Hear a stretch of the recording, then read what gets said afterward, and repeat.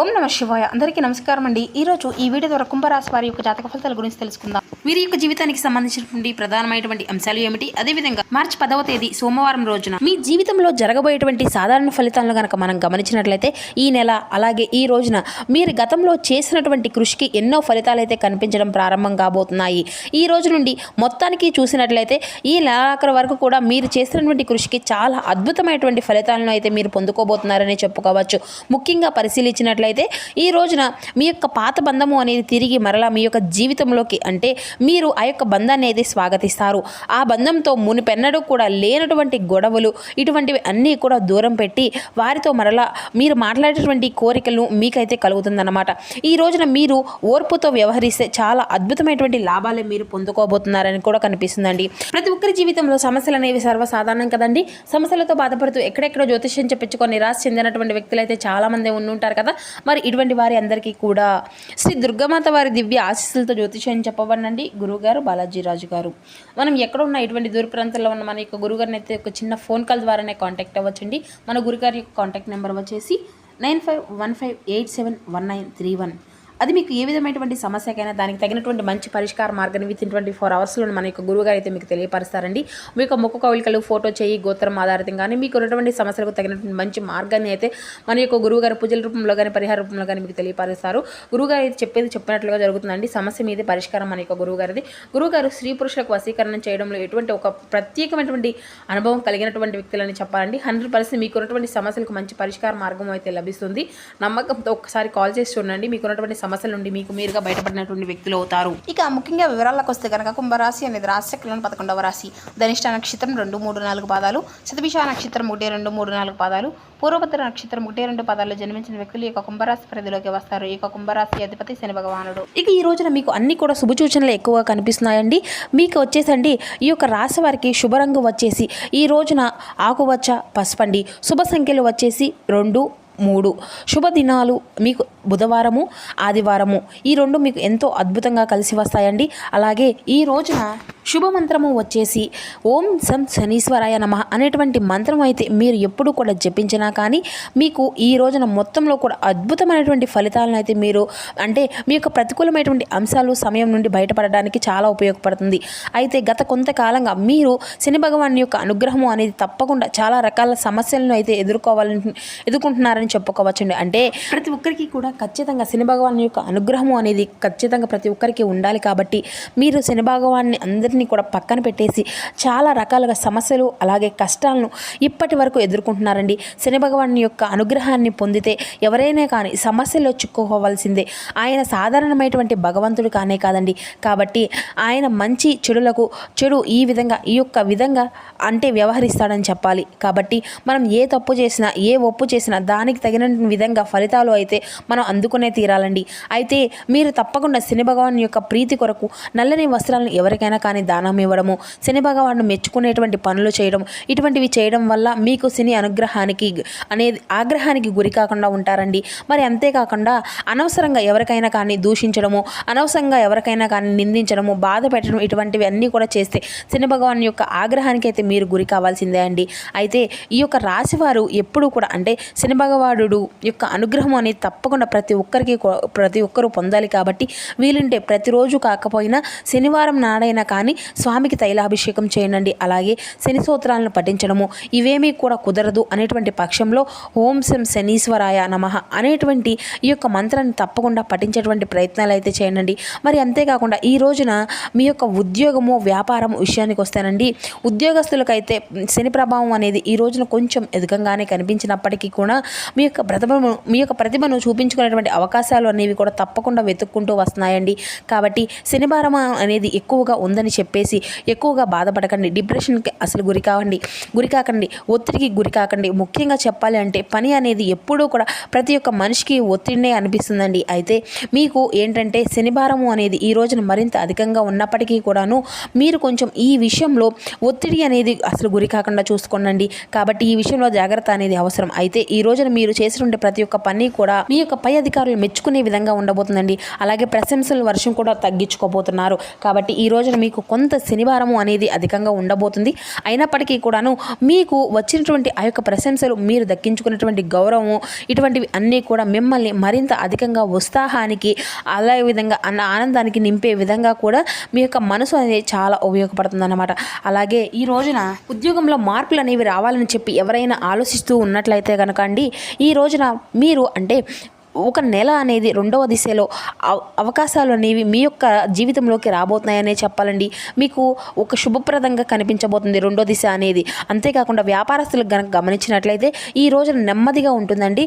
కానీ స్థిరత్వం అయితే లాభాలు అతి కొద్ది రోజుల్లోనే మిమ్మల్ని అయితే ముట్టబోతున్నాయని కూడా చెప్పుకోవచ్చు. అయితే కొత్త వ్యాపారాలు ప్రారంభించినటువంటి వారు ముందుగానే సరైనటువంటి ఒక కొత్త ప్రణాళికలు అనేవి రూపొందించుకోవాలి. అంటే ఆలోచన అనేది లేకుండా అప్పటికప్పుడే హడావిడిగా తీసుకునే నిర్ణయాలు అనేవి మీకు కొంత ఏదైనా కానీ నిరుత్సాహాన్ని అనేది కలిగించవచ్చు. కాబట్టి వ్యాపారాలు ప్రారంభించేటువంటి వారు ఈ రోజున కొంత జాగ్రత్త అనేది తీసుకోవడం అయితే చాలా మంచిదండి. ఇక ఈ రోజున ఆర్థిక పరిస్థితులను కనుక గమనించినట్లయితే ఆదాయం అయితే చాలా స్థిరంగా ఉండబోతుందండి. పాత బాకీలు అన్నీ కూడా, లేకపోతే మీకు నిలిచిపోయినటువంటి డబ్బు విషయాల్లో కూడా ఇటువంటివి అన్నీ కూడా మరలా మీ చేతికి తిరిగి వచ్చేటువంటి సూచనలు అయితే ఈ రోజున అధికంగా కనిపిస్తున్నాయండి. అనవసరంగా లేనటువంటి ఖర్చులు అనేవి పెరగకుండా కొంచెం జాగ్రత్త అనేది వహించండి. అంటే మనకు అవసరం లేనటువంటి వస్తువులు కావచ్చు, లేదంటే అవసరం లేనటువంటి ఏదైనా కానీ మనం ఖర్చు పెట్టేటప్పుడు కొంచెం జాగ్రత్త అనేది అవసరము అని అర్థమండి. ఇక ఈ నెల చివరిలో అయితే ఆర్థికంగా మీరైతే చాలా అద్భుతంగా ఊరట అనేది లభించబోతుంది. ఇక ఈ విధంగా మీకైతే ఆర్థిక పరిస్థితి అనేది ఉంటుందండి. ఇక ఈ రోజున వీరికైతే అంటే మీ యొక్క ప్రేమ జీవితం, దాంపత్యం విషయానికి వస్తే కనుక ప్రేమికులకు ఈ నెల అంతా కూడా భావోద్వేగాలతో నిండిపోయి ఉంటుందండి. అంటే చిన్నపాటి అపార్థాలు అనేవి రావచ్చు. అయినప్పటికీ కూడాను కొంచెం జాగ్రత్త అనేది మీకు ఖచ్చితంగా అవసరమనే చెప్పుకోవాలండి. మీ యొక్క బంధము అనేది నిలబడుతుంది అన్నమాట. కాబట్టి ఏదైనా కానీ మాట్లాడేటప్పుడు కొంచెం జాగ్రత్త వహించండి అనేది చాలా కొంచెం అంటే గమనించండి. ఇక మీ యొక్క వివాహితులు, మీ యొక్క జీవిత భాగస్వామి అనుబంధము అనేది చాలా బలపడుతుందండి. మీకు ఏదైనా కానీ గొడవలు కానీ, లేదంటే ఇరువురి మధ్య అక్కడ ఏదైనా అనుమానాలు కానీ, లేదంటే సరిగ్గా మీరు ఒకరినొకరు అర్థం చేసుకునేటువంటి విషయంలో కానీ కొంత అపార్థం చేసుకోవడం కానీ, ఇటువంటివి అన్నీ కనుక వివాహితులు కనుక ఉన్నట్లయితే మీ యొక్క జీవిత భాగస్వామితో ఉన్నటువంటి విభేదాలు అన్నీ కూడా దూరం అయిపోయి మీలో ఉన్నటువంటి అనుబంధము అనేది మరింత రెట్టింపుగా బలపడుతుందని కూడా చెప్పుకోవచ్చు. అవివాహకులైతే వివాహ యోగానికి సంబంధించినటువంటి సూచనలు అయితే ఈ రోజున మీకు అంతా కూడా శుభప్రదంగా కనిపిస్తున్నాయండి. మొత్తం మీద ప్రేమ జీవితం, దాంపత్య జీవితం ఈ విధంగా అయితే ఉండబోతుంది. ఇక ఎవరైనా కానీ అవివాహితులు ఉన్నారో, వారికైతే ప్రేమికులు ఉన్నారో, వారికి ఏదైనా కానీ ముగిసిపోయేటువంటిది.